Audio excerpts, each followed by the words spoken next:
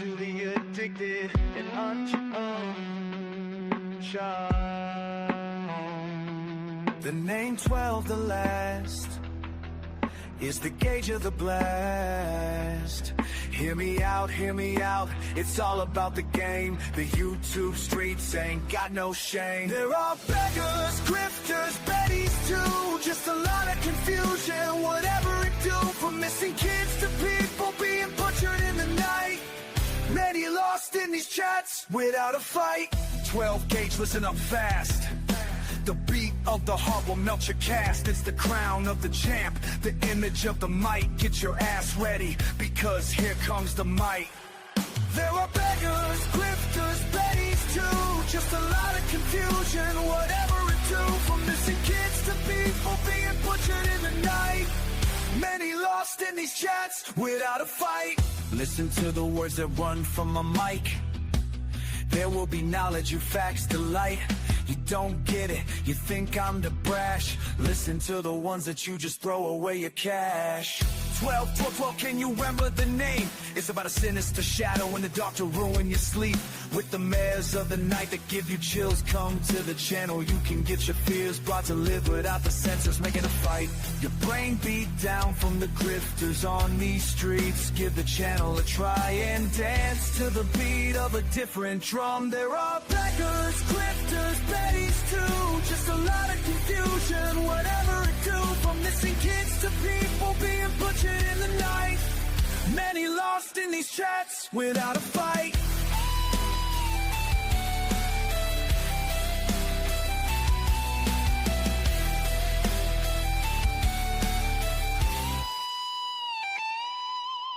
MG and success is what I'm about. It's the honesty and humility without the clout. I chose to be who I am a long time ago. Addiction had me drowning hell on with the show. 12, 12, 12, 12, click, click, boom. Another round for the unconvinced, here it comes now.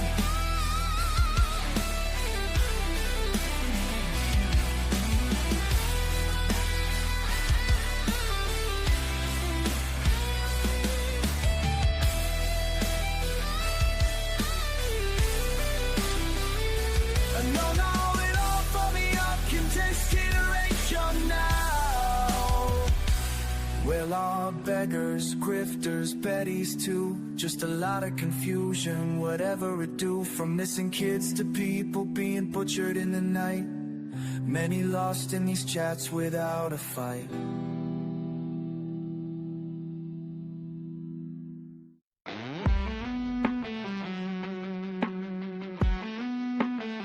To the addicted and untried. The name 12, the last, is the gauge of the blast. Hear me out, it's all about. All right. Happy Monday to you all. My name is 12 Gauge. Welcome to my alternate channel, 12 Gauge True Crime Experience. I hope everybody's doing all right. I thought I'd get on here and do a little bit of Idaho tonight. I'm glad everybody's starting to find the channel. Hold on, let me get to the.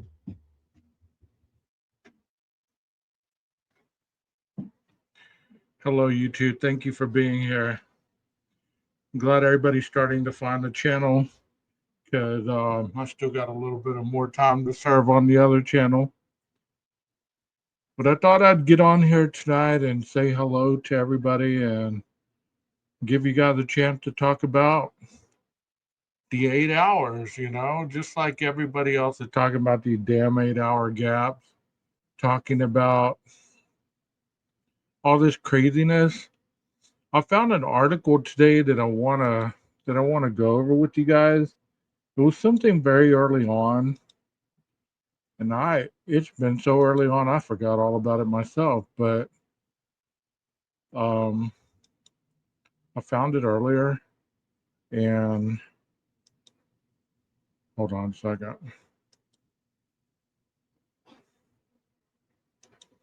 I gotta find it again, obviously.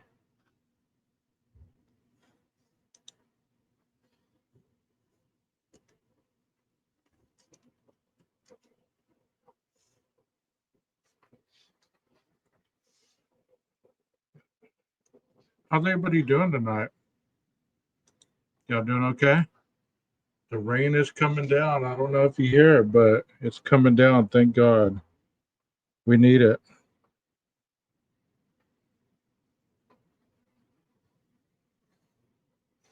Let me direct some of these people over here.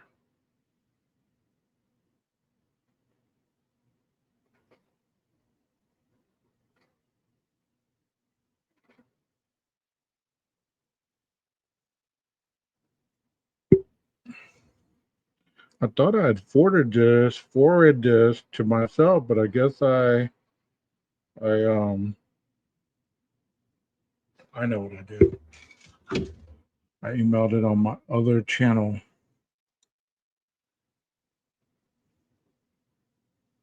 You know, it makes you go crazy.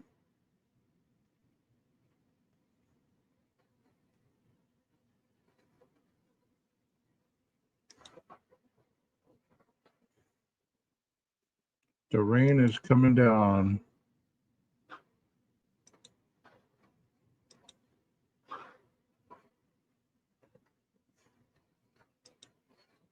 Y'all hang in there with me.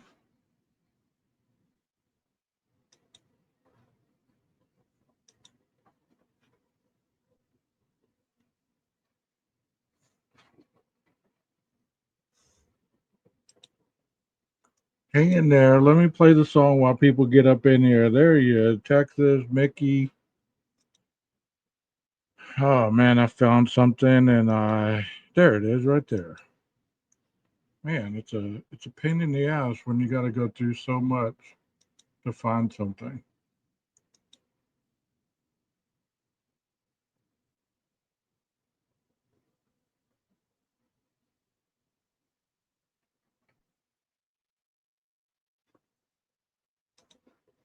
YouTube is cracking down on some stuff, man. It's like they're going back to my old videos and just cannot be monetized. Cannot be monetized. All right, cool. Whatever.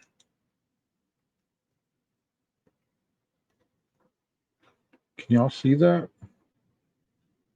Look at all these pop-ups and shit. Let's start with this. Do y'all remember back in the day when they arrested Brian? Let me move this out of the way. When they arrested Brian and they were talking about him being held in Pennsylvania and all the stuff that was going on while he was locked up. Do y'all remember that?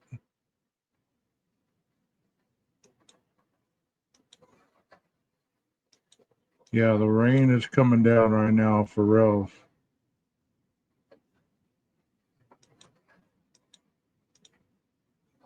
All right, let me get to this.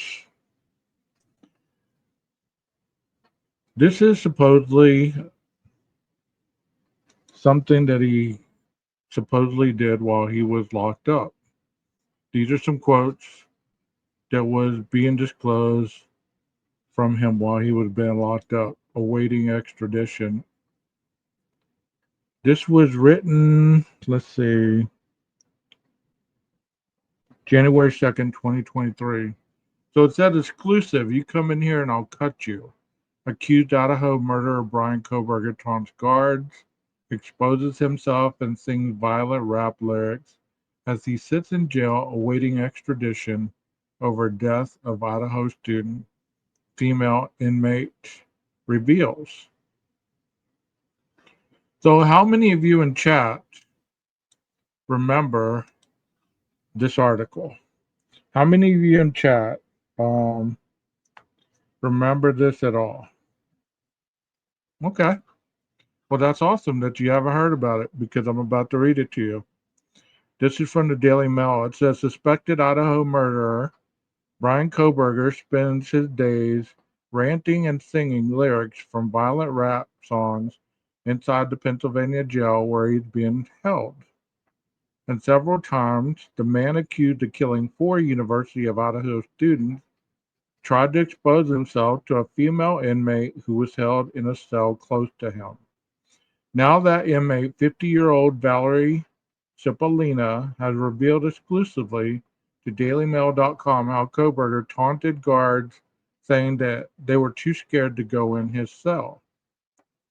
"I cut them, I'll cut you," Kohberger yelled repeatedly, said Cipollina, who was held at the Monroe County Jail for 6 hours on a New Year's domestic violence charge. "You come in here and I'll cut you," Kohberger allegedly yelled at one guard. "I'm going to pee on your face. Do what you want with me. I don't give a shit." And this is the lady that is alleging that this took place. Inmate Valerie Cipollina, 50, told Daily Mail that Kohberger tried to expose himself to her while she was in a cell close to him. So how many of you believe this so far? Yeah, the real BK. How many of y'all believe this so far? I'm not going to play the video because I'm kind of gun shy right now. It says Cipollina was in a cell catty corner from Kohberger's in the Monroe County Jail in Stroudsburg, Pennsylvania. She could see his upper body clearly through the glass, although his lower body was hidden from her. He was wearing a regular orange prison jumpsuit and not the anti-suicide turtle suit he had on when his mugshot was taken on Friday. At first, she said she didn't realize who he was, but then he heard jail employees discussing him, and another inmate told her, "That's the guy who killed those college students."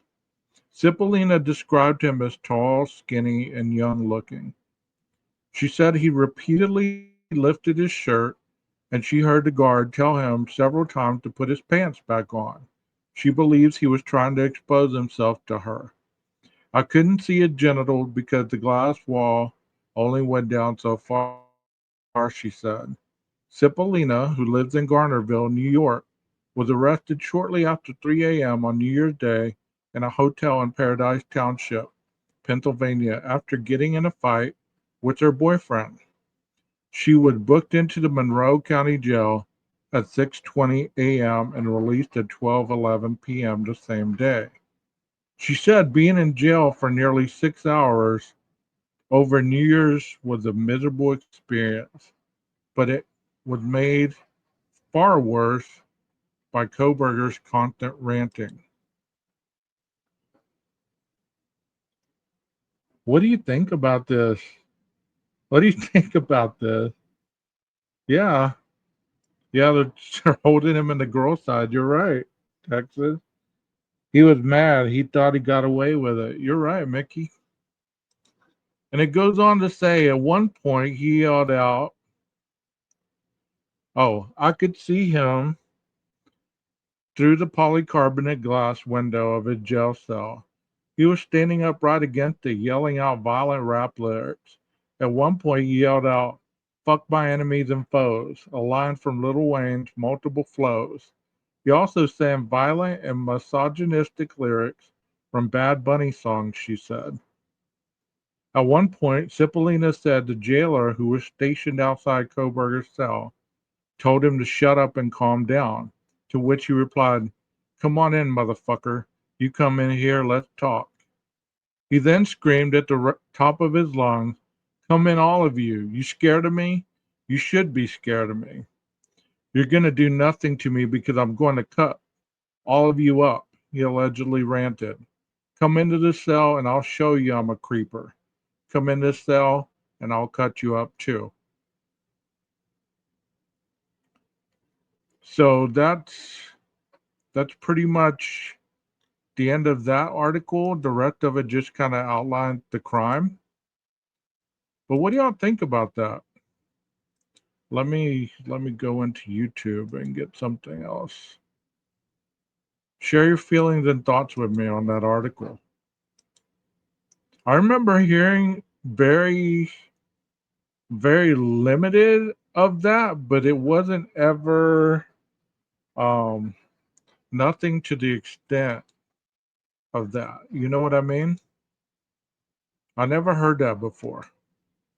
But this was written January 2nd, 2023, the day after he was arrested. Isn't that kind of weird? Maybe that's the real Brian Koberger, right? Not the short, little, frail, indigent person that everybody else wants him to be. Why would he be so mad if he was in jail if he didn't do it? Why wasn't he screaming, I'm innocent? No, he was screaming, I'll cut you up. Like I did them.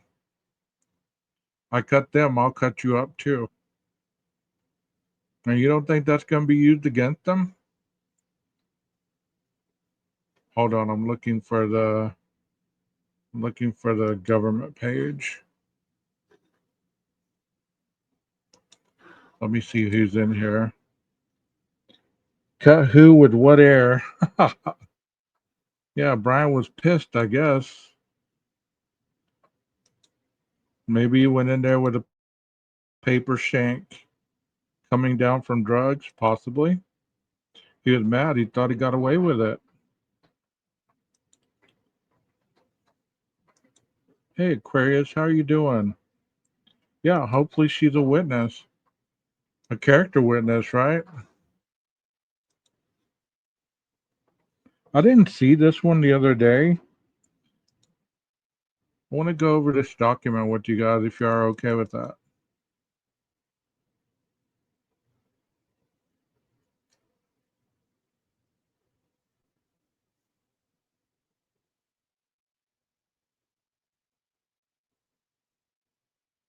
Maybe I did go over this. I think I did. Hold on. Yeah, I did go over this. This is the big long one that I went over. I thought I missed it. I was going to go over something with you guys. Maybe it's this one that I was thinking about. Because this one just dropped. Not today, but on the 5th.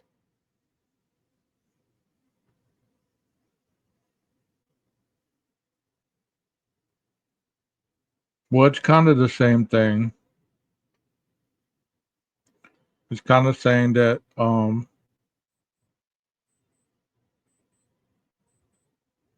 he's talking about Brady violations, and it's really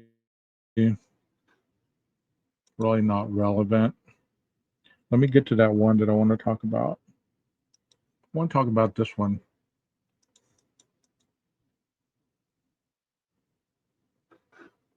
And I know I've talked about this one before, but I want to go back and talk about it again. Are y'all cool with me reading a document tonight?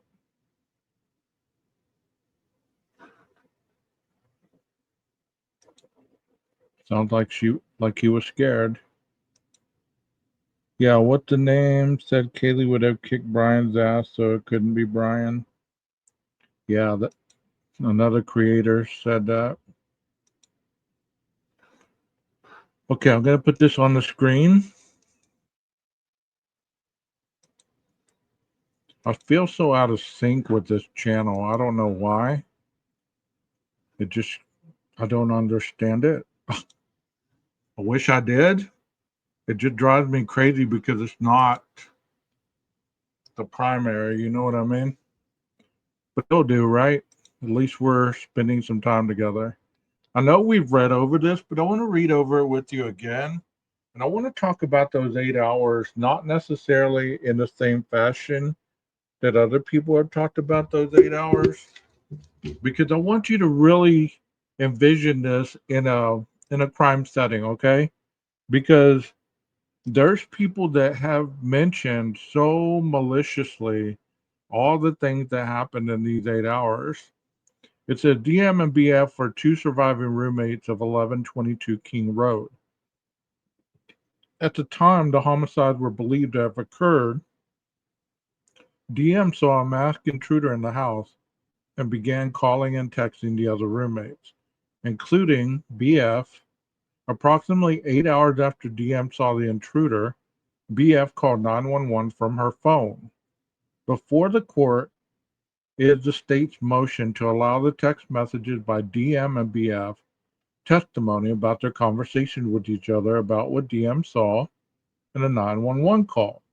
The state argues these communications are either not hearsay or qualify under one or more exceptions to the hearsay rule. It also asked the transcript of the 911 call to be provided to the jury to view while listening to the audio. Defendant challenges several of the communications and object to the use of the transcript. Well, let me ask you guys in the chat, all right? I want y'all to be proactive tonight because I have a lot of questions for you guys, and I want to see exactly where you feel about these 8 hours because it's been a thing since the crime occurred. Ever since they found out there were 2 surviving roommates, these 8 hours have been a thing. So please be interactive with me tonight, okay? What do you believe in these 8 hours? Do you believe that these females that were the surviving roommate, do you believe that they were really understanding that there was a murder happening or had happened? Because the part that trips everybody up is the fact that Dylan, on her way to Bethany's room, saw Xana. And it seems to be that a lot of people are tripped up on that. Why didn't she stop? Why didn't she go check and see? Why? Well, we can never know the answer to a why question. I'm going to ask it a different way. What kept Dylan from stopping and rendering aid, in your opinion? Let me hear from you. What are some thoughts that you have on this? Because I'm really interested in what your outcome or what your knowledge based on what you know about the situation. Was she at fault? Or what do you believe? Okay, you say that you don't think she had a clue. What do you mean? Like she didn't have a clue that she was injured? Or do you feel that, I mean, people are stuck with why didn't she go check on her? Can y'all answer that question for me in a logical, earthly answer? You know, what would have kept Dylan from going to check on Xana? Hey, Leslie and Billy, how are you doing? In your mind, what would have kept Dylan from going to check on Xana? Because we know in the text messages, the last 3 are talking with Bethany, talking about my phone's about to die. Get down here now. I'm scared. What's better than being alone? And she's running past Dylan's door. And she sees her, but she keeps going. She's texting, calling, nothing. What in your mind kept Dylan from going to check on Xana?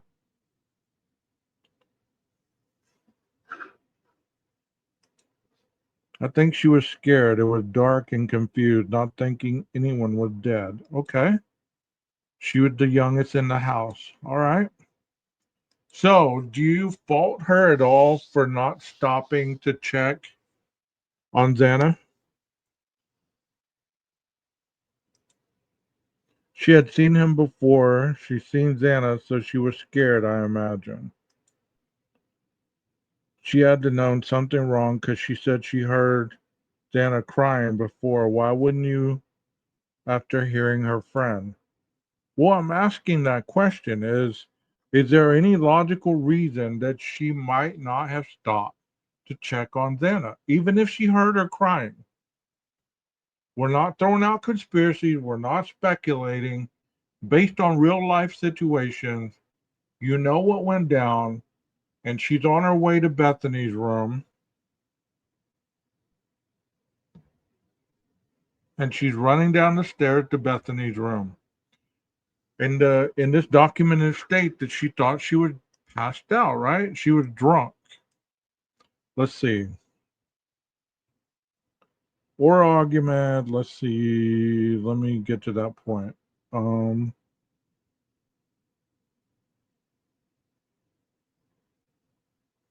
okay.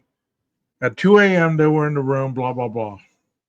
They decided to go to bed. At approximately 4 a.m., DM heard strange noises and crying coming from the bathroom. It didn't say it was coming from Xana's room, it said the bathroom.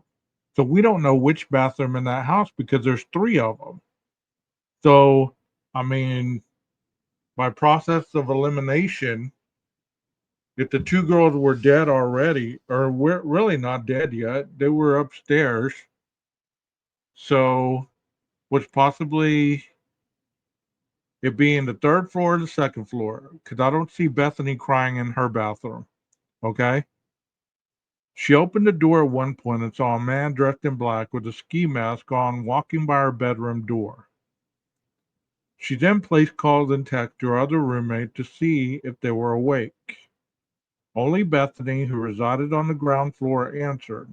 They spoke once for 24 seconds, during which Dylan and Bethany, told Bethany she thought she heard something.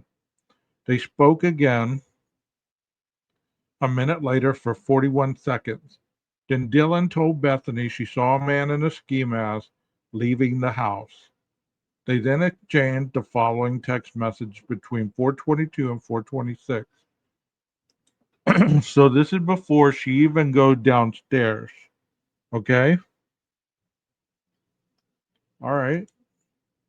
I think she thought about it but scared to death. Okay.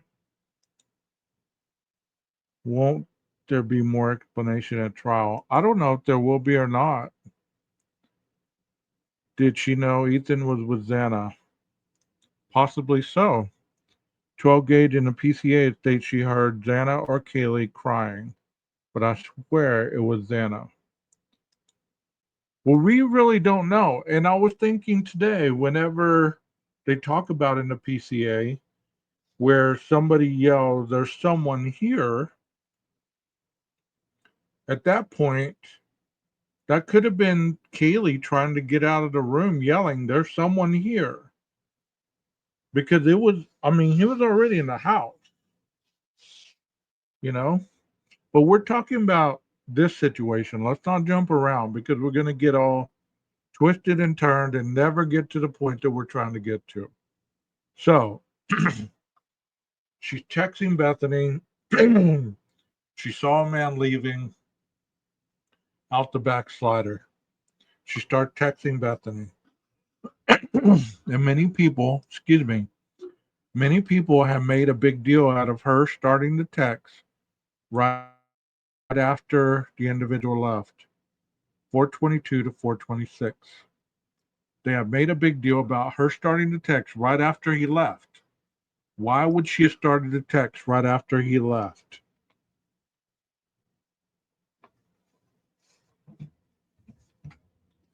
She saw him leave, right?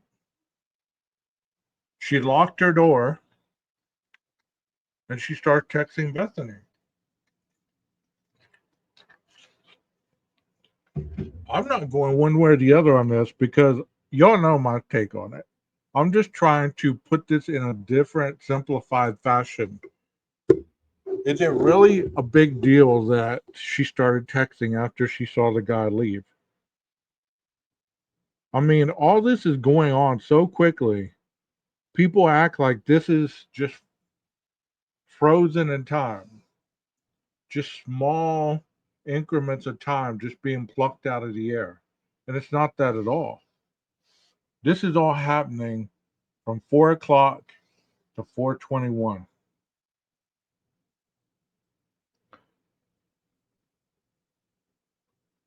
She wanted help in understanding what she was hearing and seeing. Okay.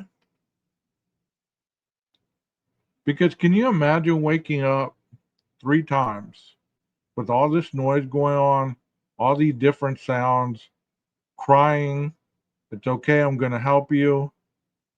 Um, Someone's here, and then all of a sudden, nothing. All of a sudden, nothing. It's not like it continued on. It stopped. And then the dog started barking. She didn't like that dog anyway, but I can't imagine being in your room with the dog barking on the third floor. That would be annoying in itself. And you're trying to figure out what's going on. I mean, to be fair, what's the problem in saying that Dylan maybe was selfish and didn't care enough to go and see? What's wrong with saying that? Why did that make her a killer? Bethany was the only one that answered her. And I think Rondi made a statement the other day in a live. She said, well, Bethany didn't do anything either. But nobody goes after Bethany. They go after Dylan. How come Dylan is the one who is the scapegoat in all of this? How come they don't go after Bethany that hardcore? Can you answer me that? It's possible. Maybe she didn't care. Maybe it didn't mean that much to her because she was just thinking about, am I really understanding what the hell is going on right now? Or is this even real? I don't believe that she didn't care. That's what I've been asking forever. But you know what, Leslie?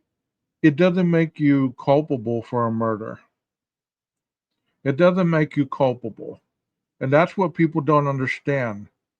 If you're in a home and people get murdered, you can't, the Good Samaritan law protects you from culpability for not calling 911. You get what I'm saying? People act like they should be tried because they didn't call 911 earlier. Yeah. Did y'all know that? It's almost like if you come across somebody on the road and they're injured and you stop to help them and they end up dying, you can't be held liable for them dying. You stop to help. The Good Samaritan law. So the same thing applies in this situation, I would believe, because it's not their responsibility to call 911. It really isn't. People act like that's a moral choice that we make in life, whether we're going to call 911 or whether we're not. And I know a lot of people are going to not like that. But the truth of the matter is, yeah, she should have, but it's not her. It wasn't her responsibility to either one of them. It wasn't neither one of their responsibilities to call 911. The same thing would have been had they been murdered and Kaylee and Maddie would have lived and they didn't call 911. You get what I'm saying? Right. You can't report what you're not aware of. And that's what I've always said too, is like, what were they going to call 911 about? I heard them crying. I heard somebody say, it's okay, I'm going to help you. Someone's here. I saw a dude in a black mask leaving. I mean, that's really kind of, the 911 operator didn't even want to listen to that when she was trying to tell it. Y'all remember that? She's like, I don't want to hear about that. I want to hear about right now at this moment. Is there someone unconscious? This was not slow motion like a movie. You're right. All this happened within a couple of minutes. 4 minutes.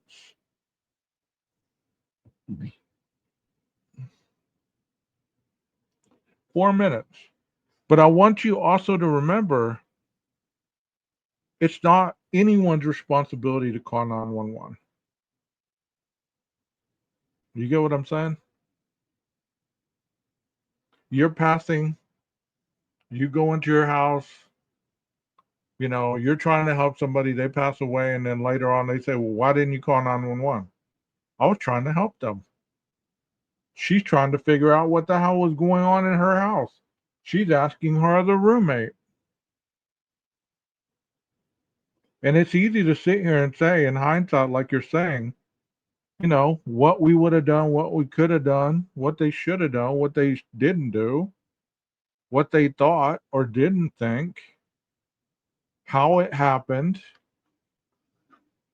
But in reality, this is how it was going down. These text messages don't lie. See, she was texting people from 422 to 426. That's 4 minutes. If you look at your clock right now and it is 8:20.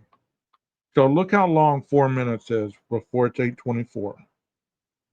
Okay? I'm going to be talking. So it says, no one is answering. I'm really confused right now. Kaylee, she's texting her. What's going on to Bethany? Yeah, dude, what the fuck? To Bethany to Dylan. So she's asking Bethany, what's going on? Yeah, dude, what the fuck? So does that imply that Bethany heard stuff too? Because, yeah, dude, what the fuck? That's almost, to me, that's implying that she heard something also. Bethany to Dylan. Xana was wearing all black.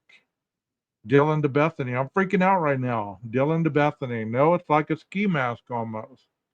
Bethany to Dylan. Shut the fuck up. Bethany to Dylan. Actually, Dylan to Bethany. Like he had something over his head and a little over in mouth. DM to Bethany. Bethany, I'm not kidding. I'm so freaked out. Bethany to Dylan. So am I. So why would Bethany be freaked out if she hadn't heard anything either? Answer me that. Riddle me that, Batman. Have y'all ever read these and asked yourself that question? Because it's written just like that. It's only 8:21. We have 3 minutes to go. She says, I'm really so freaked out right now. Why would Bethany be freaked out too? So am I. My phone is going to die. Fuck. Come to my room. Run. Down here. I'm scared though. Yeah, I know, but it's better than being alone. So, have you ever asked yourself, what's going on? Yeah, dude, what the fuck? That sounds to me like she's asking the same question. What's going on? Yeah, dude, what the fuck? I could be reading into it, but that's how it sounds like to me. I don't know. What that sound like to y'all? That don't sound like that, or that just sounds like, yeah, dude, what the fuck? What the fuck is going on? You think DM got her shook up? Okay, I can deal with that. And then it said during the foregoing exchange, DM also attempted contacting Ethan Chapin through Snapchat. So she's trying to contact him through Snap. She again tried calling Kaylee and Xana. So you don't think the police looked at Ethan's phone to see if that was true? That she tried to contact him through Snapchat?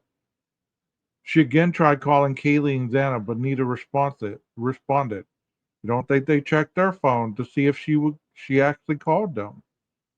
Dylan then exited her room and began running toward Bethany's bedroom. Here we go.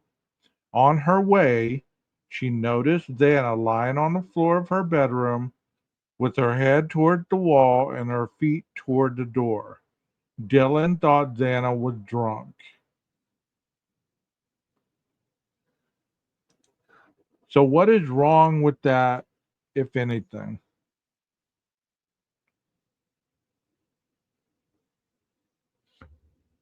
What is wrong with that, if anything?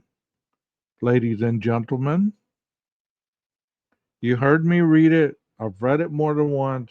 You've heard other people read it. You've heard other people commentate on it. What is wrong with that, if anything? She was running toward Bethany's room. How could she see with no lights on? Well, I believe, Mickey, that that with the good vibes light on, and then in the living room they have all those lights. on the window. I think Tom said there was like 221 of them. So that would have lit up pretty much. She would have seen a shadow or a silhouette at least. She might not see her clearly, but she would have seen enough that it would have, she would have seen an outline of Xana. You know what I mean? She would able to tell that was Xana and not Ethan. I think it could have been different if it was daytime. Bethany didn't go to Dylan's bedroom. Of course not. She didn't. And y'all say there's nothing wrong with that. I don't believe there's anything either if she thought she was drunk. Because look at all she did before she ran by that room and saw Xana. It's not like she ran by the room, saw Xana, and didn't try to contact Ethan, Kaylee, Xana, none of them.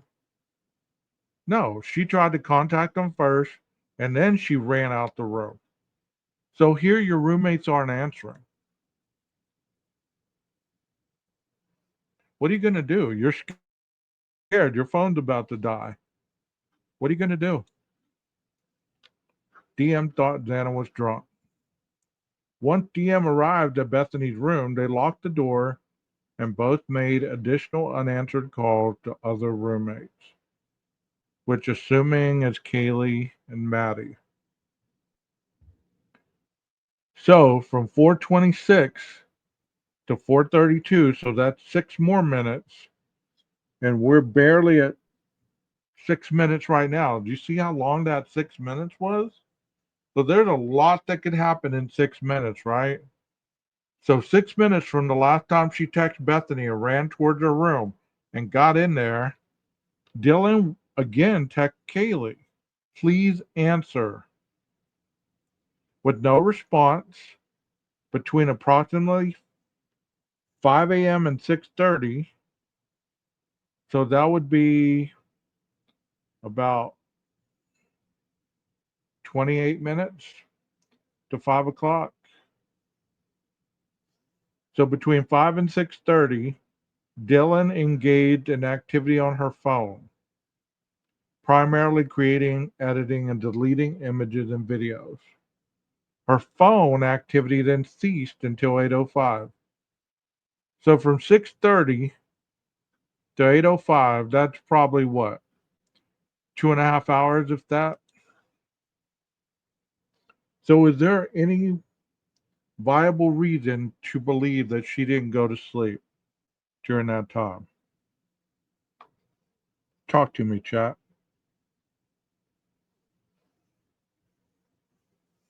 Talk to me. Do y'all believe that she went to sleep in those 2.5 hours? I mean, once your adrenaline stops racing and you're finally coming out of your stupor a little bit, you're gonna have that moment of,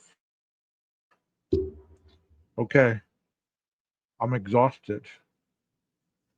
That's what I would believe, but there's people that are making this so nefarious.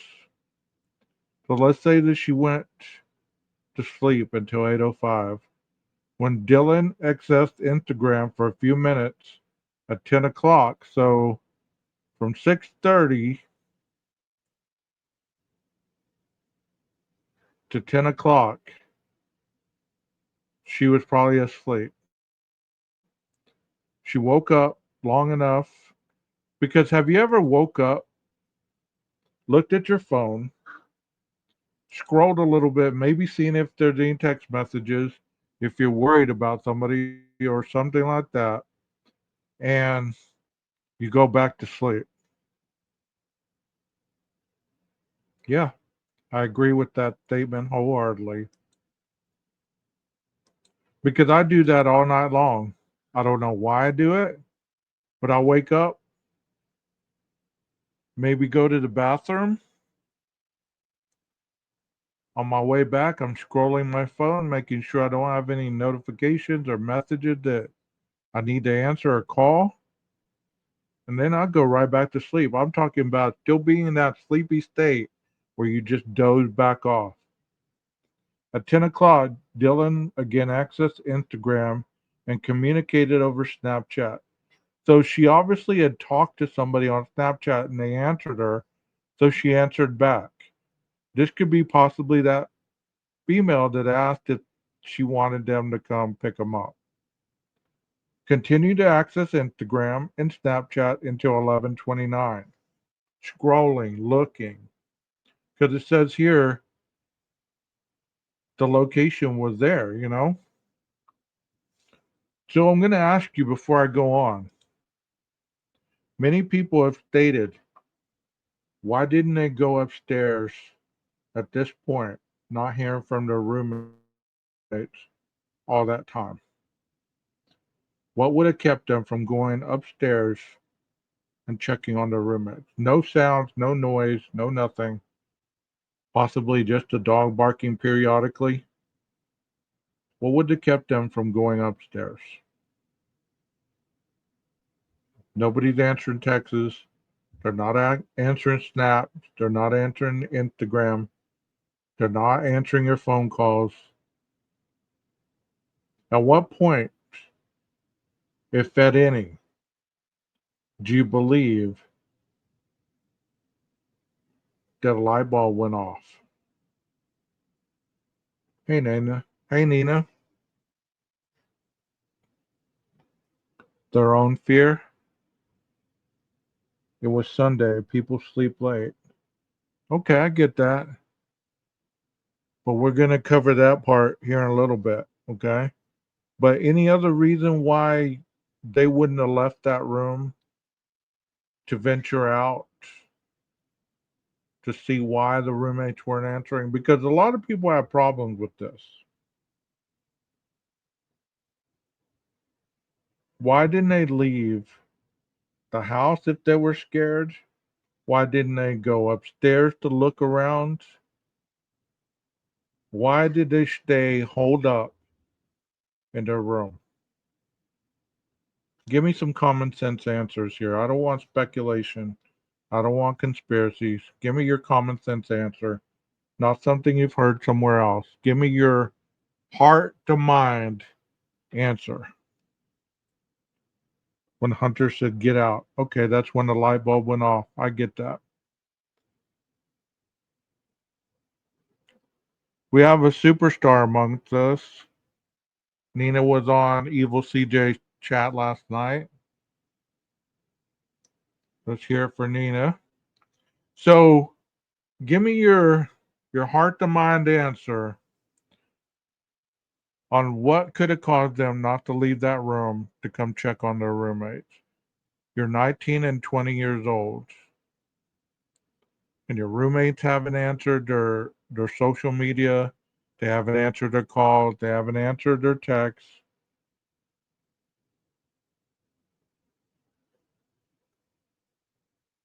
Any heart to mind answers for me?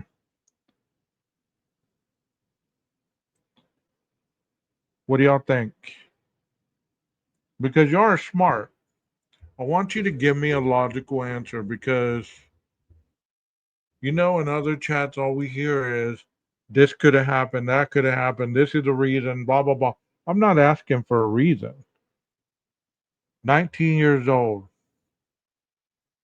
Can you put yourself in that mindset to think of a logical reason why you didn't go upstairs to check on your roommates who aren't answering and you're scared to death?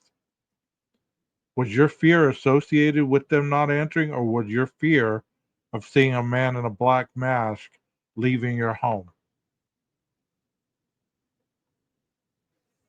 They knew something, but just not what. I think they've been taught to stay in place and hide and be quiet. Okay, I can dig that. Texas, you say fear. What would cause some? I mean, I'm not a female, so to me, fear is very light. But I'm not a 19-year-old female. I've never been one, so I don't know what a 19-year-old fear would feel like. Maybe waking up feeling more clear. Maybe it was just reassessing. Good answer.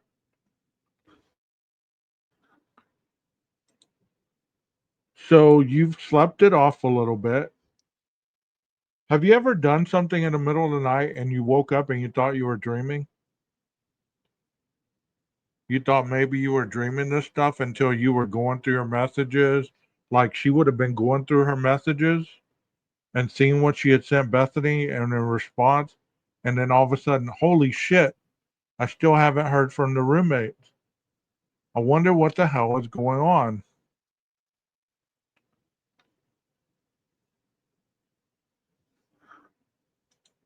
Did that make sense a little bit?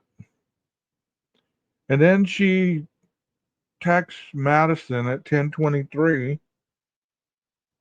asking, "Are you up?" She received no response.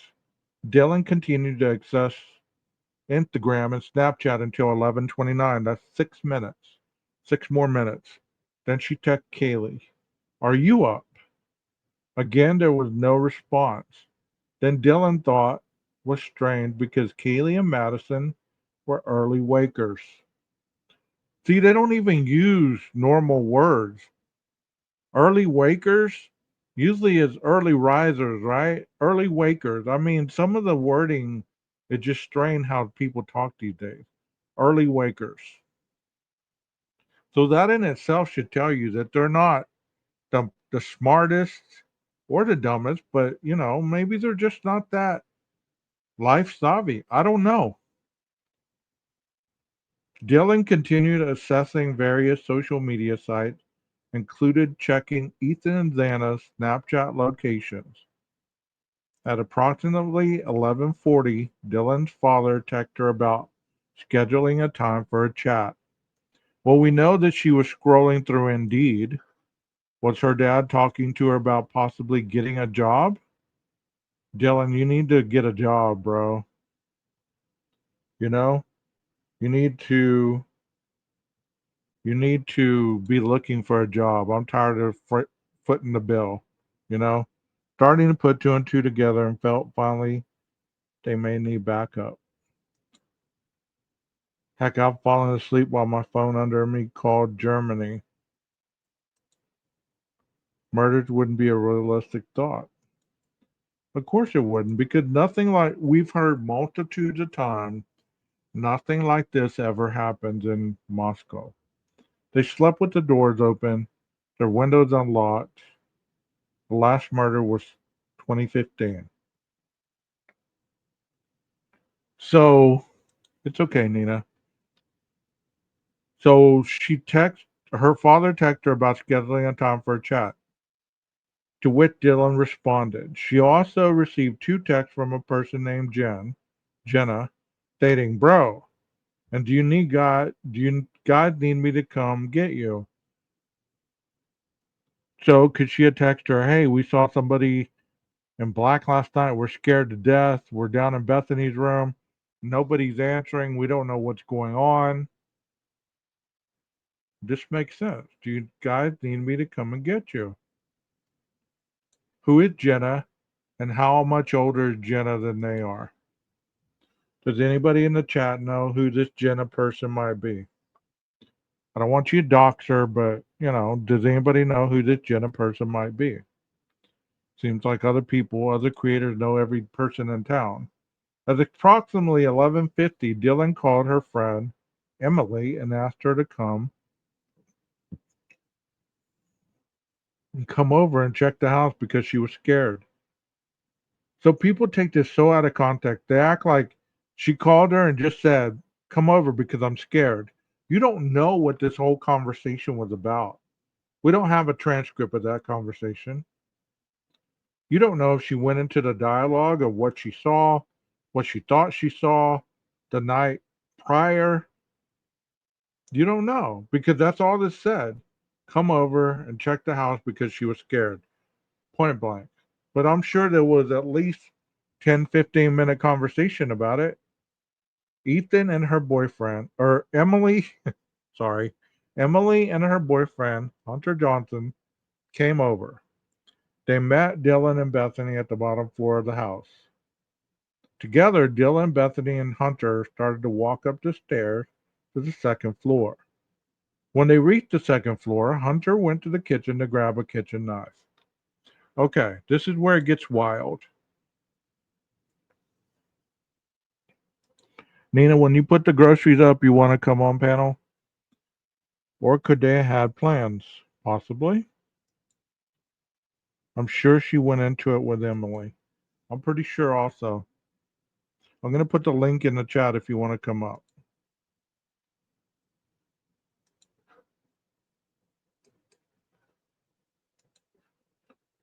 But I'm going to ask you, Chad, do you notice a difference in how we're going over this compared to how other people go over this? I'm not putting thoughts in your head. I'm not putting words in your mouth. I'm asking you for your thoughts and your words to be thinking about this a little bit rather than just regurgitating what we've heard. And this part right here, this next part really irritates me because of what I've heard in other chats. I was even in a chat the other day, live on panel, talking about this thing right here. The person in the panel was assuming, he asked me, he said, why would Hunter have went into the kitchen to grab a knife?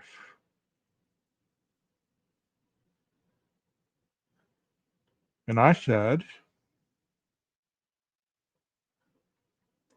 I'm going to wait to tell you what I say. Let me know what you think could be the reason why Hunter would have went in the kitchen and grabbed a knife.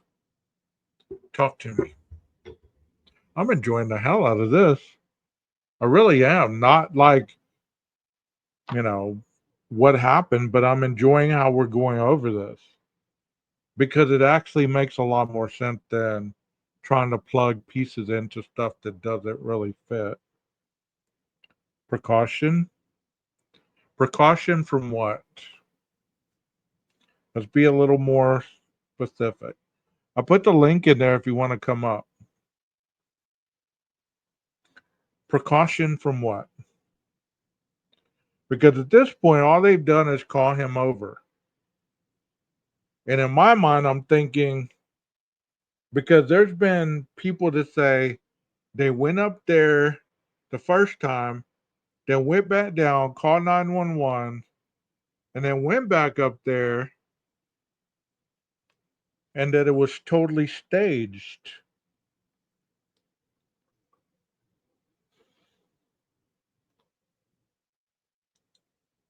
Because Dylan told them her story. Because he didn't know what to expect. Because he got a call from her friend saying she was scared. To not knowing a man in the house. So all that makes sense, doesn't it? And doesn't it make sense that they would have went in first before calling 911? Doesn't it not? Or do you believe that they walked in, rehearsed the first time around, walked out, called 911, and then walked back up there? What do y'all think? Oh, we lost the viewer, so either they got the ads or there was somebody that doesn't like what I'm saying. So, and no one had gone to the third floor. Could someone still be there? Good point. Good point.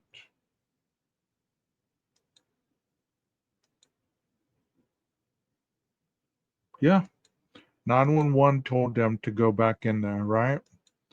So initially they went in, he grabbed a knife, they saw Xana. This is where we're at right now. When he came back out, Dylan saw Xana again for a split second. Does it say she sat there and gawked at her? No. I'm sure she's huddling with Emily and Hunter. He went in, grabbed a knife, And as they're coming out, they look and they see Xana, and they're looking around, making sure somebody doesn't jump out at them or anything like that. I mean, kind of like the police do when they sweep a house. They might see a body on the floor, but they don't instantly go to the body. They go and sweep the house to make sure there's not an active threat. And that's what I was trying to say the other day. And I just started bawling because I thought she had just like, I don't even know. I thought maybe she was still just drunk and all asleep on the floor. There's that familiar sound right there. Dook. Let me put this.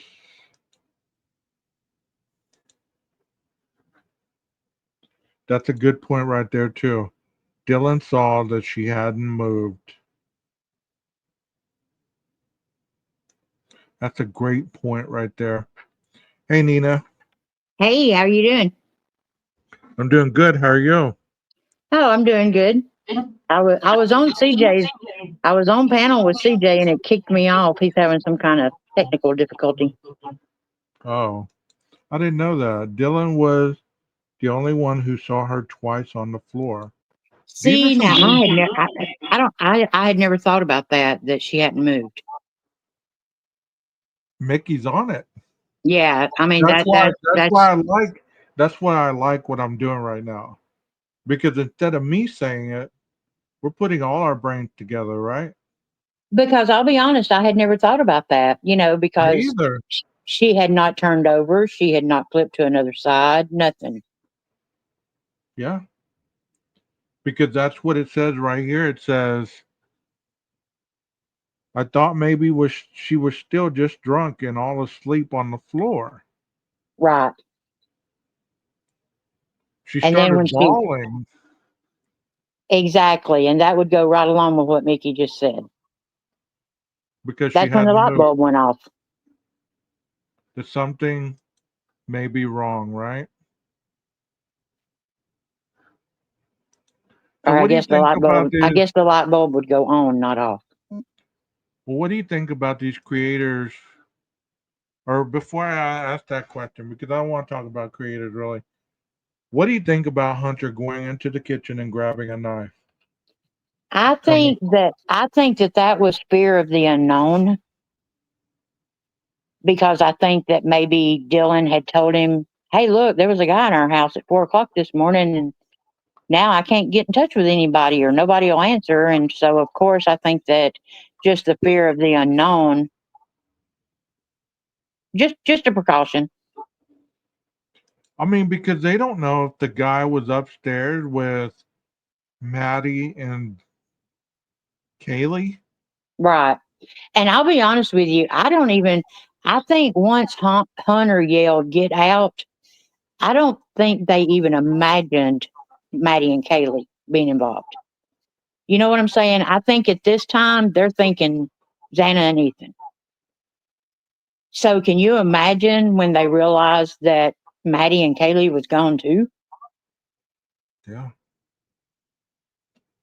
People make it sound like you're lucid enough to go from one crisis to another crisis to another crisis. At that age, they can barely tie their shoes without being told. I But mean, here's and I'm my not trying to thing: be funny, but the truth is what it is. is everybody wants to talk about, yeah, they were texting and taking pictures and deleting videos and looking at this site and looking at that site. Does that sound like two girls that are trying to clean up a crime scene, are trying to cover something up, or was involved in it, or anything? That tells me that they were clueless. And going into Bethany's room and locking the door equates what? It means that they felt what? That they felt the fear, but they didn't know what they were afraid of. But they were feeling more safe, right? Right. Because they Because weren't they were alone. together. Because they were Right. together. So then Hunter told Dylan and Bethany to get out. or I keep saying Ethan, Emily, who had started up the stairs, also turned around after Hunter instructed her not to come any further. So look, this is how I'm viewing this, all right? They went up, he grabbed the knife, they walked back toward Xana's room. Dylan saw Xana for a split second. She started crying because, kind of like Mickey said, she realized that she hadn't moved. Right. And she didn't know what the hell was going on. She was still on the floor. Hunter obviously was walking ahead of them. He saw what he saw. He told them to get out, all of them. She turned around and he told them not to come any further. They both went outside. Shortly afterwards, Hunter exited the house and told them to call 911. People were saying that was the time that Hunter went in there. Oh, Jeff said this yesterday in a chat. I can't believe he said this, but this is what he said. Was it Jeff? I don't know. Forgive me, Jeff, if it wasn't you. But I think it was. He said, what to say, that Xana was still alive, and he went and finished her off and then cut her fingers to make it look like, you know. I think that was Jeff. Somebody said that. If it wasn't Jeff, please forgive me. I heard somebody say that, though. What do you think about that? Nina?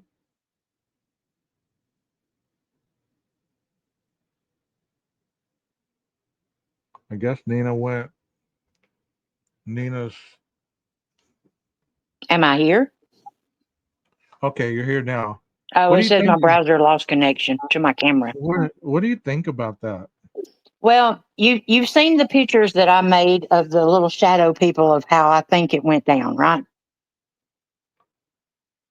Mm-hmm.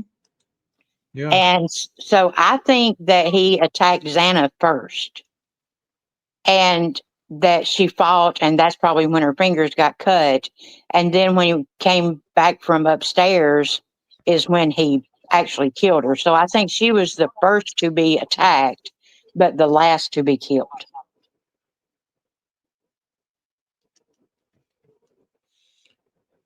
I don't know. I heard that, Leslie. Whoever said it said, well, she was still alive, so he had the knife. He went in there, finished her off, cut her fingers to make it look like she fought, and they figured, well, she's a goner, so they're gonna go. I don't think at that time the killer would be thinking, "Oh, I'm going to cut her fingers." I'm not trying to spread misinformation, but I hear so much shit on this. I mean, I heard this. That's crazy. I mean, you Go know, back to Dago's chat yesterday and check out Jeff on there and see if you see that. I now mean, I do believe that Xana got attacked first, and I think that when he came when he came downstairs, he heard the whimpering, and that's when you hear him say, "I'm here to help you," trying to give her some kind of false hope. okay, so why would they, like these people have said, they were rehearsing this, right? They went in for the dry run, rehearsed it, went outside, called 911, then went back in. They're making it sound like they did two sweeps of this home because it was a rehearsed, Wow. because it was a rehearsal. No, I, I just like think it's Mickey said, 911 told them to go back in there to see if she was unconscious. yes.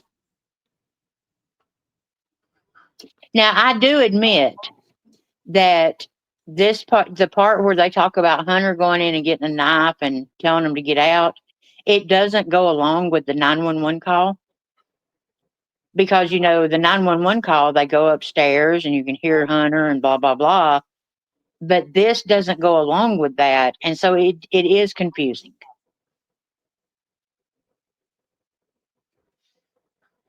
Yes, but this makes a lot more sense. Okay, He wait was a minute. I think my light bulb just went off. Went on. Hang on. Okay. So basically, what happened was they did this, then they go outside and call 911, and the 911 tells them to go back in. Yeah, Gotcha. that's what Okay, see, Mickey. because That's what Mickey I was just like, wait a said. minute, this is two different stories. That's what Mickey just said. Wow. But people are making it sound like it's two different things. It's like they ran up there, rehearsed all that, went back down, called 911 after rehearsing that, crying, that fake crying, all this, and then they went back up there and acted it out. He No, tells them, because she did. She told him to go back in and see if she was breathing. And that's when Dylan says, but we have to. yeah, Wow. So they had to do it twice. he was pale white and mentioned something about someone being unconscious. Oh my gosh. Oh my gosh. So they had to see that twice. Yeah, or Hunter did. Yeah. Yeah. I mean, no wonder Steve said that he was a broken soul. At 11:56, Bethany called 911 from her cell phone and spoke to Carolina Calvin, the 911 dispatcher. The call lasted for 4 minutes and 11 seconds. During the call, the cell phone was passed around to different individuals, including Bethany, Dylan, Hunter, and an unidentified female speaker. Heaving, heavy breathing, and crying can be heard throughout the call. Bethany spoke first, stating something is happening, something's happened in our house, and we don't know what.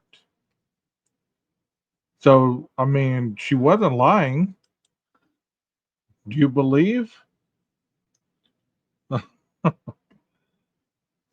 Okay, Rondi, that's who said that? All right, cool.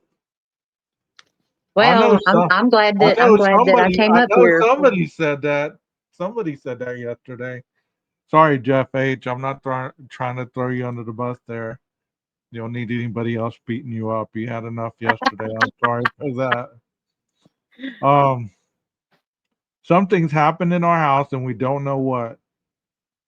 Bethany attempted to provide the address of the house to dispatch, but could not continue. At that point, an unidentified female speaker took the phone and provided the address and Bethany's phone number. The following. Okay. So, you know this case like I do, right? Or probably a little more in depth. During that 8 hours, Nina, do you honestly believe that they could have cleaned this up Um, without? there's no way that they could have cleaned that up. I mean, there's no way to have cleaned it up if there was 2 days. I mean, if they waited 2 days to call, because number one, kids that age don't have the knowledge it takes to be able to do that. And number two is you've seen the pictures that I've sent Yeah. where it looks like it's total pristine and then it lights up like a Christmas tree. So, a lot of people, a lot of creators, and I'm not calling them out because I don't care about them. I really don't. But their misinformation is crap. So you're telling me the 2 hours or the 4 hours that they went offline, pretty much, supposedly they were cleaning up the house. What They were should they be cleaning? ashamed of themselves for saying that. What were they cleaning up if everybody has stated there was no blood anywhere? Because the crime scene did not happen in the living room. It didn't happen in the hallway. It didn't happen in the kitchen. It didn't happen on the stairs. Any of the stairs. So what would they have been cleaning up? But see, I mean, I think I know that it's been said that it was one of the worst crime scenes. In my opinion, from what I've read and everything, maybe Xana and Ethan's, because if Ethan was killed in his sleep on the bed and everything is going to absorb most of it. Yeah, And and you're I not was going to playing a see that video. until Oh, go ahead. I'm sorry. I didn't mean to you're cut you. not going to see that unless you go right over to the bed and look. And I was playing a video yesterday trying to compare these two crimes, and that's the video that got me copyrighted. Um, there was pictures of the Gainesville Ripper when he killed the football player and the homecoming queen, and there was blood all over the mattress, all over it. And I thought to myself, that's probably what she meant. That there was blood all over the mattress, all over the wall, down the wall where it, seeped out. But it may not have been in the floor to have been tracked. Right. Because you know as well as I do, if the heart's not beating, it's not going to be spraying. Exactly. Once the heart dies or, quits beating, it's not pumping blood throughout the body. So the body doesn't have the capability to spray blood.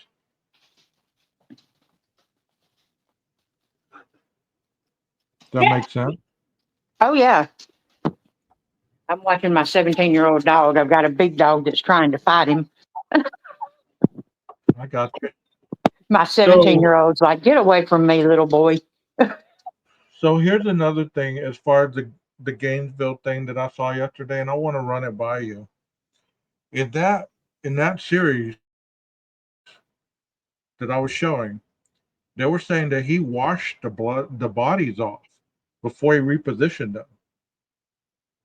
And he said that they noticed that there was a foreign substance, could have been bleach or something, on the bodies where there was no DNA found or any kind of evidence.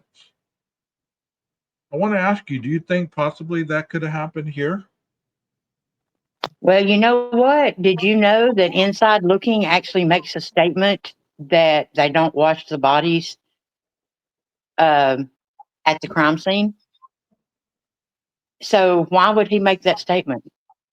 I got to go back and read I got to go back and read now, because that when you said that, I was like, wait a minute. He makes a statement about something about washing the bodies. Say that again. On Inside Looking on Reddit, in one of his posts, he talks something about you don't wash the bodies at the house. You don't clean the bodies up until you get to the examiner's office. And when you were talking about that, that's what made me think of him putting that in a post. I mean, that just, my light bulb went off when I heard that. I was like, I never would have thought to douse the body with bleach. Yeah, because it kills the DNA and everything.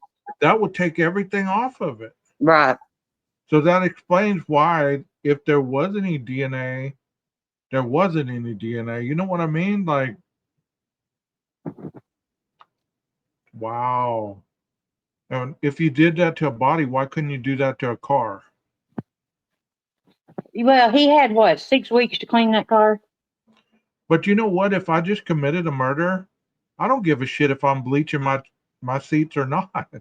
Exactly. And they might have been leather, So I wanted some white seats. You get what I'm saying? Just like them pants you used to throw in the, you'd put some bleach. I didn't want no gray pants anymore. Yeah, but you get what I'm saying? If they do that to a body, how come they couldn't do that to a car, inside and out? Right. Does bleach really kill DNA? Well, let's see. Bleach kills the protein and stuff in the blood. That's the reason that they can't use that. They use something else. Is it the amino black instead of luminol? I know, and luminol won't work against. Is it one of them works against hydrogen peroxide, and the other one works against bleach?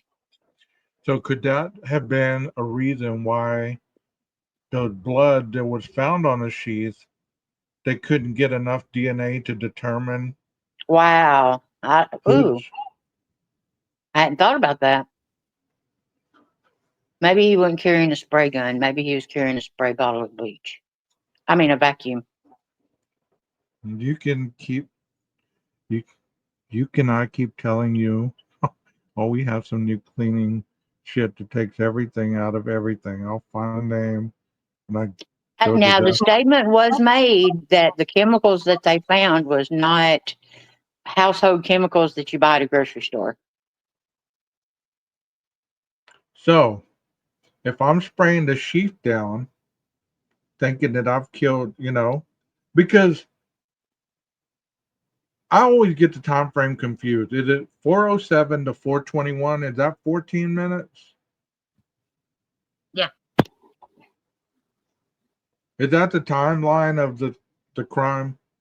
That's what I 4:08, mean, it started 4:08. out like 4 a.m. to 4:25, and then it got narrowed down to like 4:09 or 4:07, or then some Okay. Some people's got it all the way down to like 7 minutes. Okay.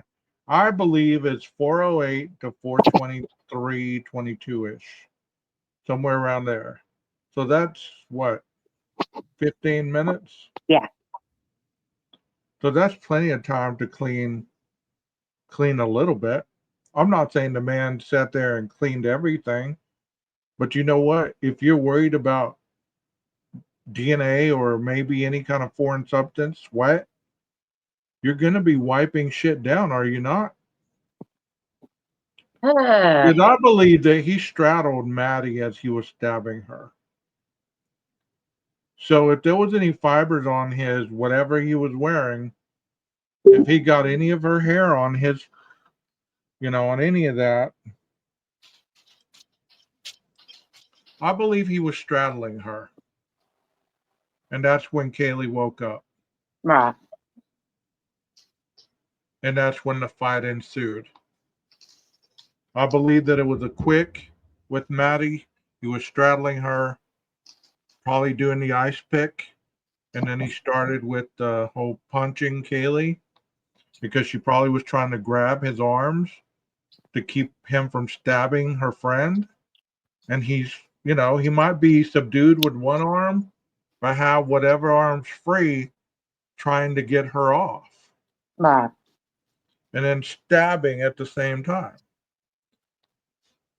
What do you think about that? What do y'all think about that, chat?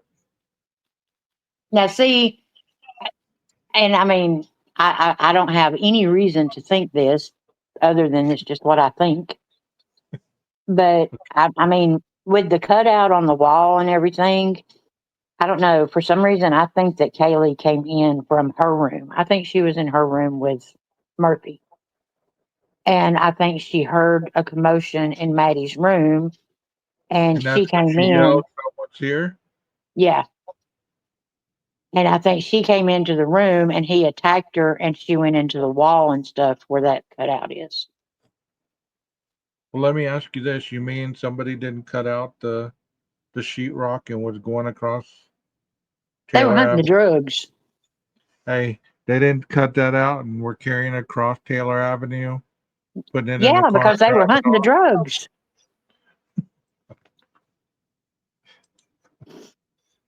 Have you heard that dumb shit too? I have. 12 gauge, we have this stuff comes in the giant big bucket sealed. When you mix it with Tide, laundry soap, and vinegar, a little baking soda in the stuff in the bucket, that stuff gets blood out, carpet, etc. Okay, Wow. Leslie, you don't need to be knowing that.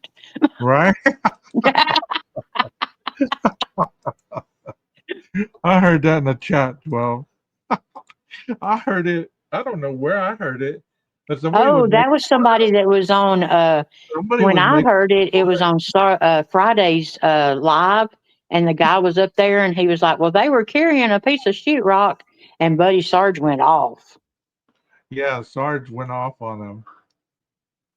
I mean, he has his moments, I think he either straddled her or was to her side. Yeah.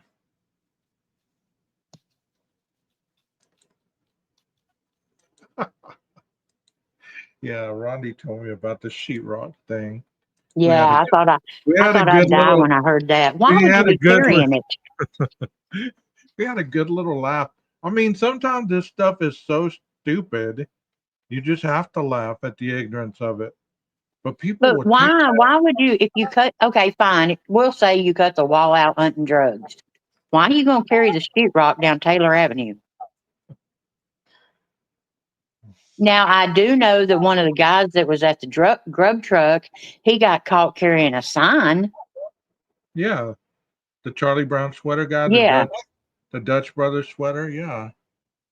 Yeah, But he stole I a don't know if son. somebody confused that story and put sheetrock in there.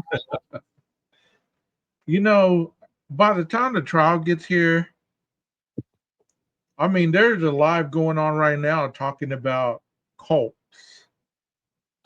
Oh yeah. that the KKK did this. By the time it makes it to trial, Jesus would have come down and done it. So you don't think there was any cleanup in that 8 hours? No. I don't think in 15 minutes, and what I think happened was he went in to SA one person and everything went haywire and his brain sees black and white and he can't see that gray area to make decisions. And that's when it just turned into an all out massacre. Do you believe that Koberger, if he is the one, has anger issues, Nina? Yes. Do you believe that if I steal your iPhone and go and pawn it, does that make me a criminal? Yes. Just Then how because it was expunged does not mean that you never did anything. right. So how can other people not see the same thing? Because they don't want to, because it goes against their narrative. And see, that's the thing. If that's the difference in a lot of creators is even though everybody knows that I'm a so-called guilter or whatever, I'm a guilter that if you show me something, I'm still going to look at it. I'm not just going to say, no, that goes against my narrative because it's not my narrative. It is Maddie and Kaylee and Ethan and Xana's narrative. You're so right on that. 100%. So This is if their you show story. me if This you is their show me something that could say, look at this and tell me you still think Koberger's guilty, I'm not going to just brush that off. I'm going to look at it. I'm going to research it because, I mean, just because I think this way, I could be wrong. Well, let me ask you this, Nina. There's people that say they believe that Koberger wasn't strong enough. He was too frail to take on Ethan. So if I he don't was think he took on Ethan. look outside the Okay. box here. So if he was too frail to take on Ethan,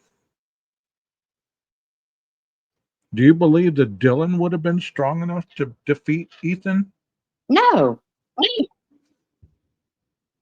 no, not at all. The only reason that, like I said, okay, let's look at it. We'll say Dylan was the person. The only way that Dylan could get by with four people would be the same thing of Ethan being passed out in the bed. You take out Xana, and Maddie's passed out in the bed, and you take out Kaylee. So you kill four, but you're only really up against two. So Nina, the cops show up while you're making the 911 call, and you just took out four people, and you cleaned it up. Aren't they going to look at your hands? Aren't they going to look at your arms? Yeah, because I mean that's the big thing about Koberger is everybody says there's no marks on him. There's no marks. There's no marks. There's no marks on Dylan either. But if she was fighting Xana and cutting Now, see, that would Ethan, have been a cat fight.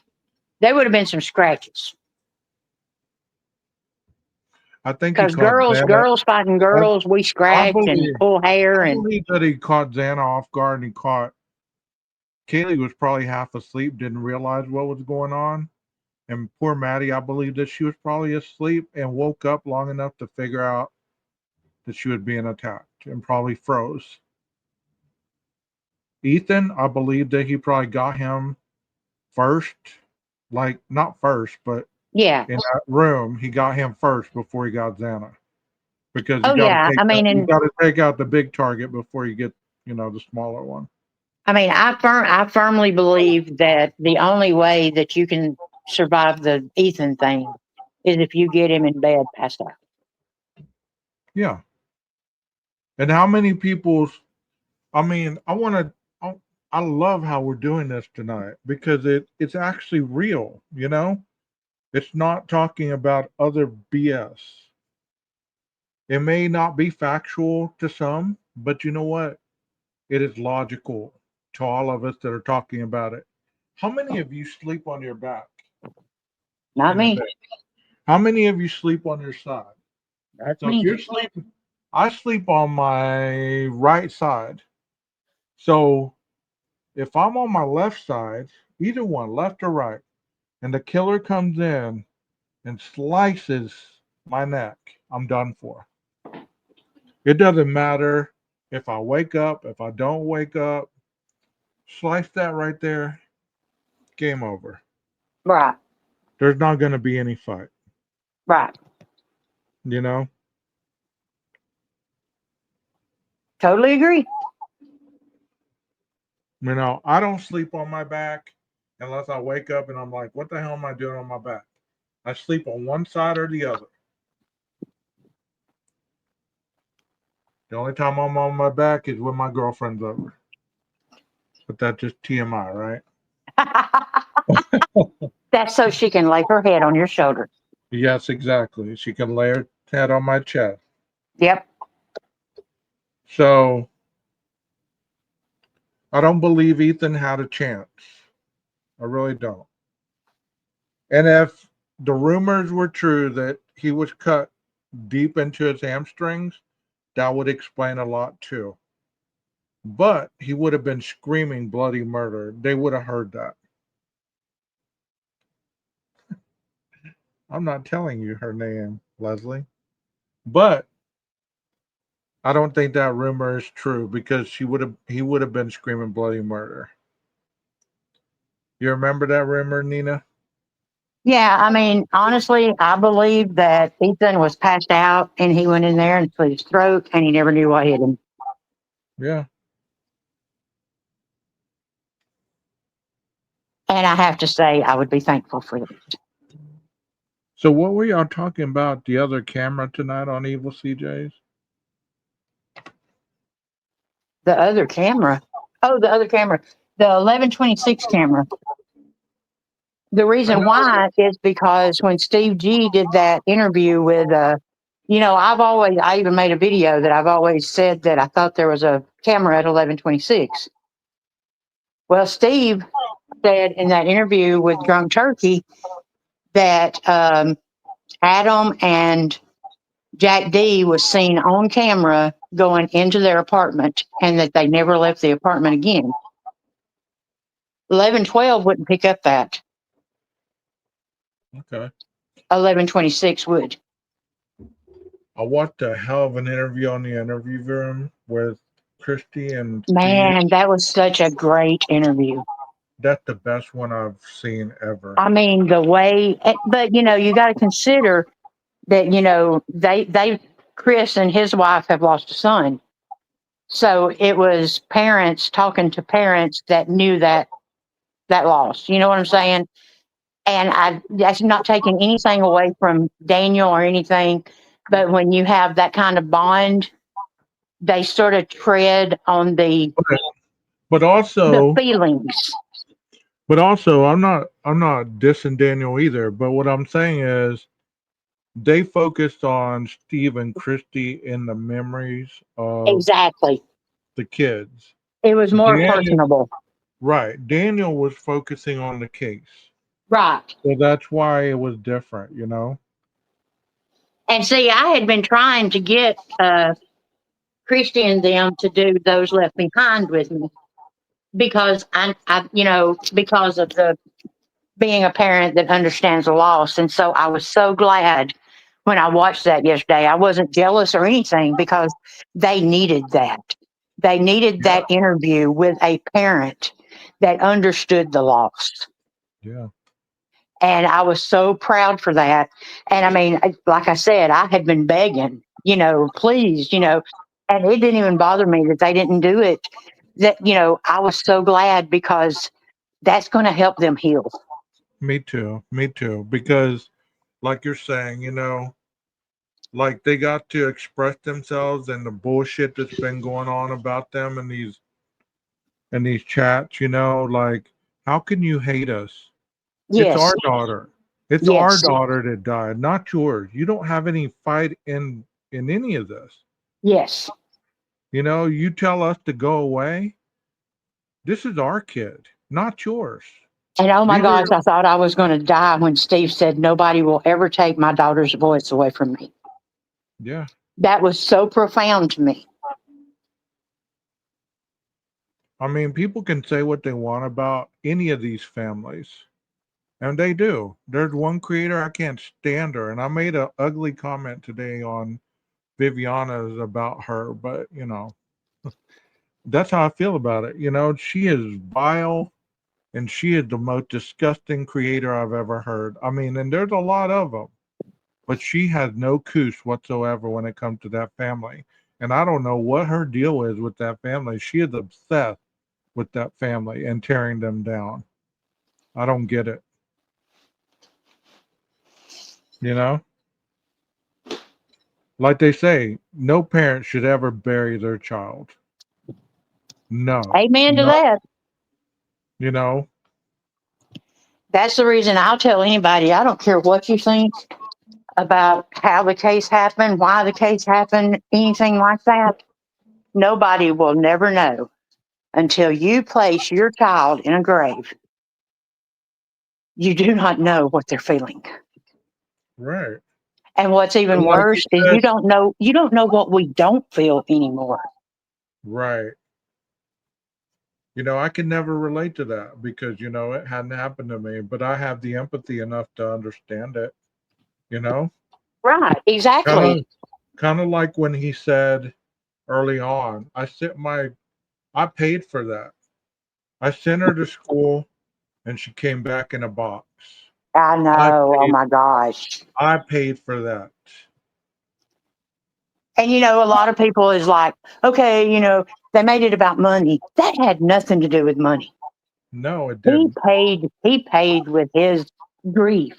He paid with his loss. He paid, oh man, don't even get me started. That has not a damn thing to do with money.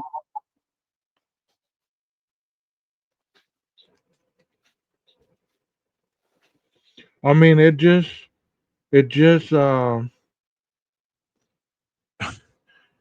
infuriates me sometimes, and that's why I've been thinking, about hanging it up. Not because of any other reason than, tonight kind of invigorated my will a little bit, because I've been pissed off because I gotten copyrighted, and I feel like a lot of the hard work from the other channel are just sitting there doing nothing, you know. But I have this one, and I still have a voice too. And I might not know these four that died. I might not know your son. I might not know Leslie's loss. I might not know anybody's loss, but I've known loss too, and it never goes away. You always think about them. You always wonder, you always wonder. You always wonder, man, one more time, I'd just like to hear their voice one more time. If only I could just hear their voice one more time, you know?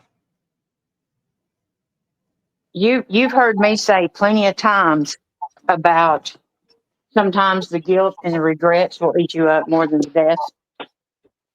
And even though no parent could have saved any of those kids, can you imagine what if I'd have told her, don't go back, Kaylee, this weekend? What if I'd have just said, if what if we'd have planned something else? Or what if, and if to be such a two-letter word, it can change the world. Yeah. Do you I believe mean, that Dylan went to their house and convinced her to come, or do you think that was just a phone call?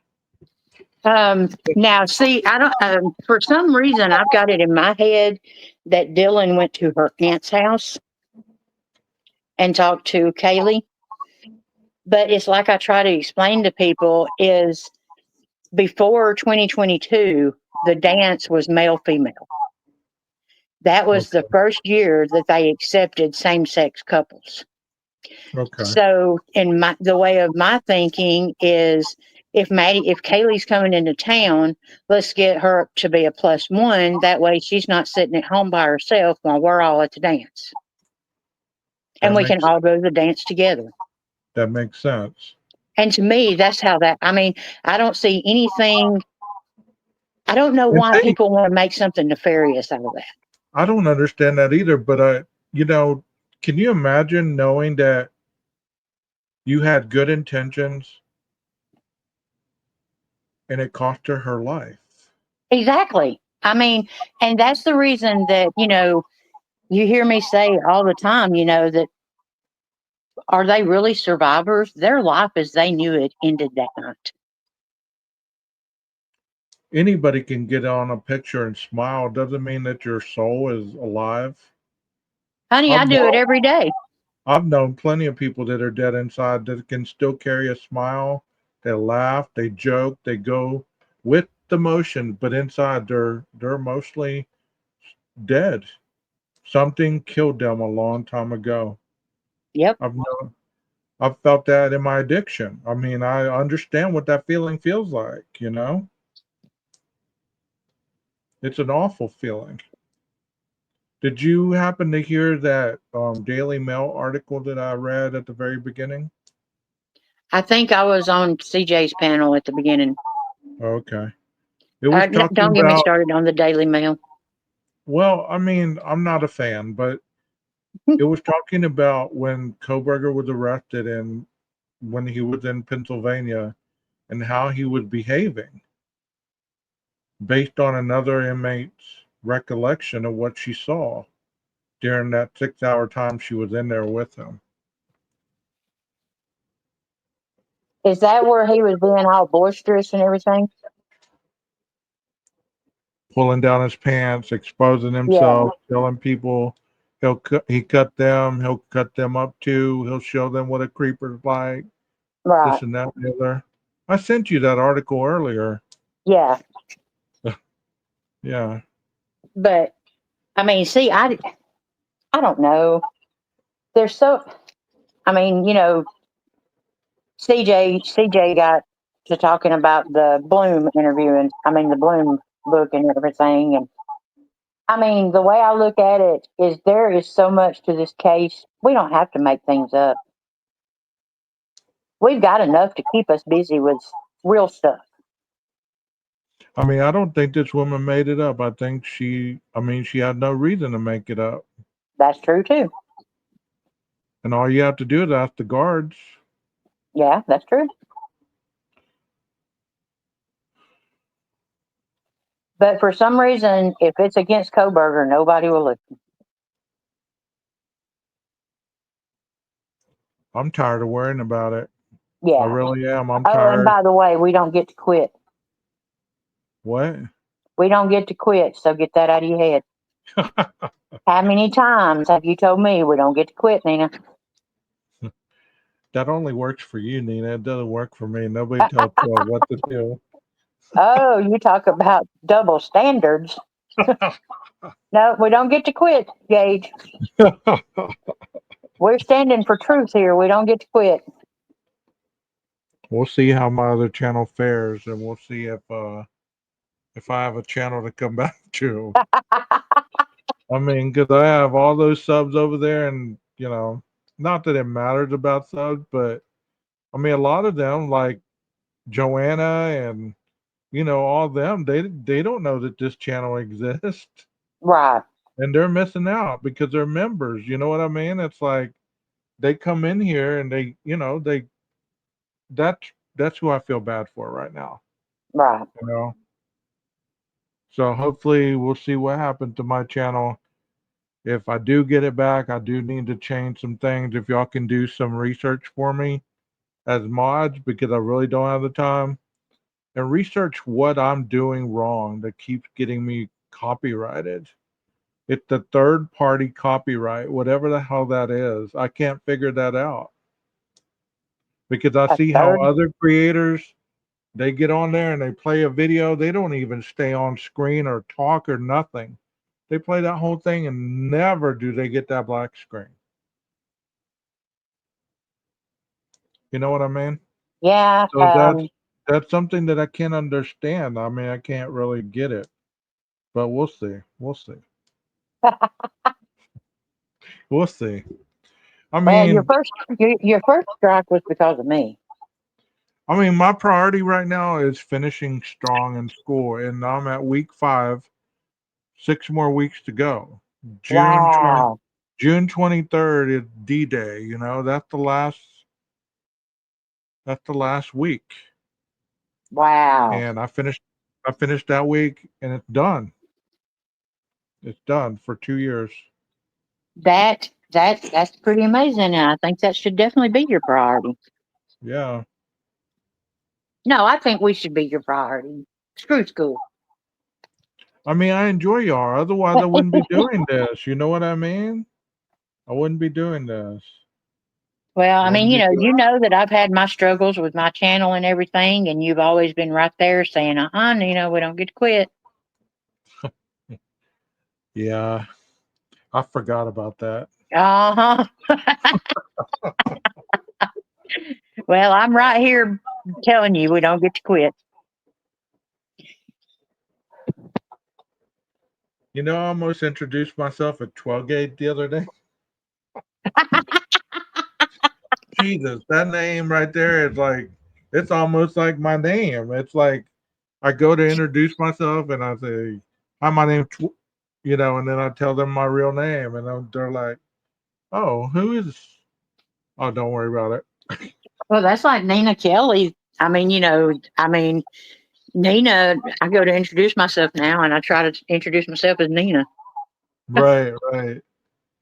Because That's a I mean, I am Nina. I mean, Nina's what my grandkids call me. right, right.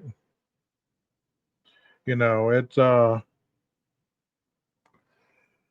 I do enjoy this, Nina. I really do, especially when it goes like this, because I do it for the subs, not for myself. You know what I mean? And actually, it's awesome whenever you catch something that you hadn't heard, something clicks, and it's like, oh my god, that's what that was.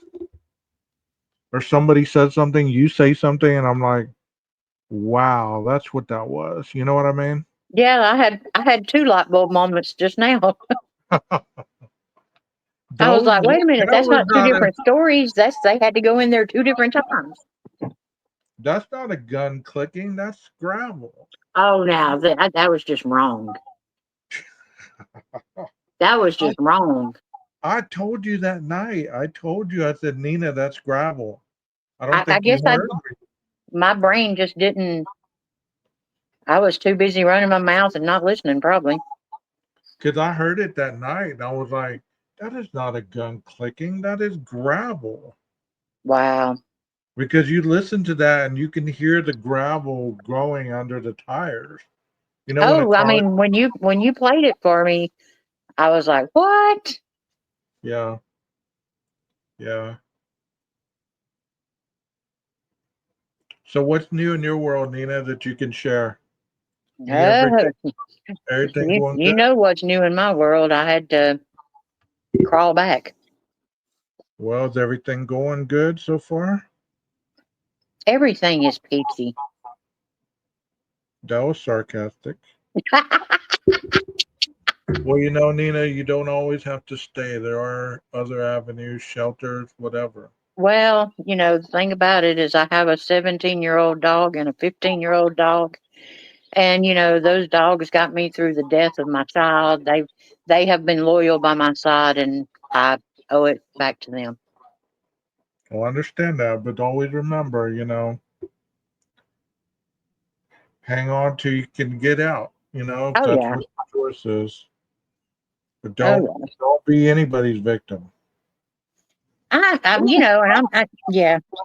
I don't want to be covering your damn case on here. Hey, I remember that name. I had her as a panel guest. What the hell? Can you Straight out imagine the stories that could be told about that? YouTuber, blah, blah, blah, blah, blah, blah, blah. Oh well, it's you do what you got to do and make it till you fake it till you make it. You know, Nina, it beat the streets, right? Exactly. It really does. I mean, sometimes we make choices because we feel that it's a better way, but I've had to do the same thing. Not the same exact thing, but I've had to go back to places that I told myself, I don't want to really be here, but it's just short term. It gives you the motivation to find something else. Right. See, you got an offer right there. What? I can't see. I've got this little thing. I got this little thing that says share your referral link. It I don't even know says, what that means. she said, Nina, that's not funny. You can come stay here for goodness sakes. Well, I you don't take think the, they let my dogs on the plane. yeah, there's carriers for dogs. Yeah, they put them in the bottom of it and it'll fall open and they'll fall out into the air. They will not, Nina. They have little cargo nets and stuff where my they, little my little 17-year-old will die in the cargo. oh my gosh, Nina. I've always I bet, promised him I that he bet would die in my Leslie, arms, not in the I cargo bet net of Leslie a. would, I bet Leslie would rent a U-Haul if she needed to and go down there and pick you up, you and your dogs. Oh, I can't even get Leslie to get my email. What you talking about? I forwarded her your email and vice versa. Y'all are bad about Well, those she's emails. not getting them. Y'all are bad about those emails. Y'all, I send y'all emails. I don't get a response. Hey, I responded, and Leslie responded. Look, she said, I have a truck or a Suburban. You can get a dog in a Suburban for sure. Next thing I know, you'll be living in what? Where are you, Leslie? Utah? Idaho? Idaho. She's in Utah, I think, or Oh, Washington. One of those. I'm not going to dox her, but she's somewhere in the Northwest. I'm in Texas. see, she said she didn't get any of the emails. That's crazy. That's what I said. Well, Nina, if you're still in Alabama when I go this summer, I'll have to make a trip to come meet you. Well, you better. I'll have some family with me, but I won't bring my family. You'll be scared. nothing scares me, Nina, but myself. That's true. She says Utah on 5 acres close to Idaho. Oh God, wow. Is she? Are you going to the trial? I don't know. Are you going, Gage? Probably not. I'll be on vacation. Can you imagine what chaos that will be? I want to go, but I don't want to get arrested because once all those people start chanting and all that, no, I can't handle all that. Yeah. See, I better stay away too. Nina, and then he'll pack you up over here. Maybe I'm not sure we get time off work. I mean, I got vacation, but I'd rather spend it with my family on the beach than in a room watching somebody I don't even know. You know what I mean? Right. And that's one thing. That's one thing. Is even though we do this, we always have to remember that there's real life. Right. Leslie, if you go, you need to get some video footage for us. Definitely. Now, I might end up in Moscow after all this craziness died down.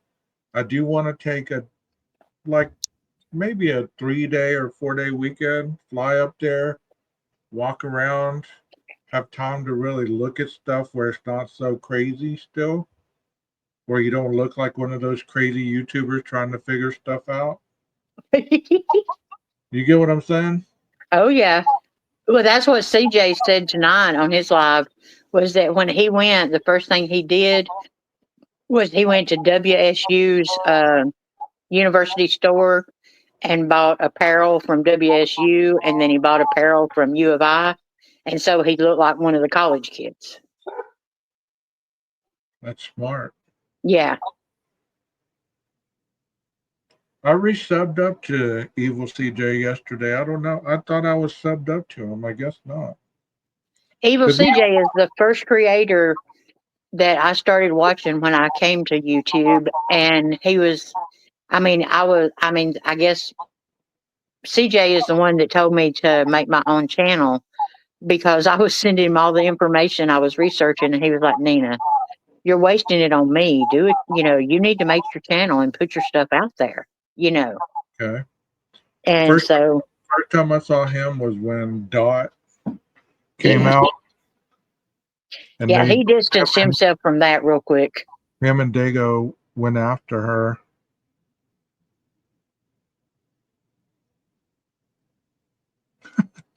Wow.